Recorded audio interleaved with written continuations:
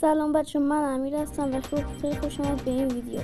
بچه 1600 تا سی پی شارژ کردیم، بالاخره HF لژند اومد بعد از سالها.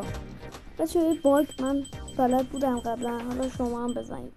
اول 3 دور گردونه رو میزدیم، این اولی بهم دنس داد، همجوری معمولی باگ هم نزن، اینجوری میزنیم.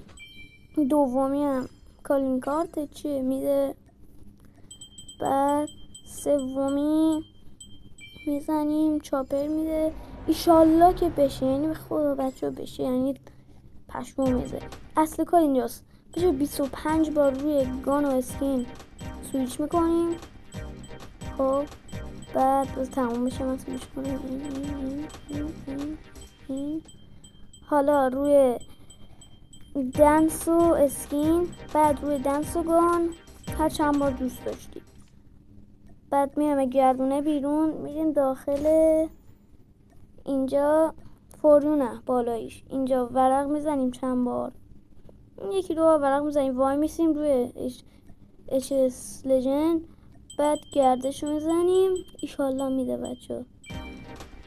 یا اول پشمام چیزه، یا اول بعد پشمام مگه میشه اینا یه چیزی؟ وای بچه شما انجام بدید تو کامنت ها، بنویسید بهتون داد یا نه. فعلا بای.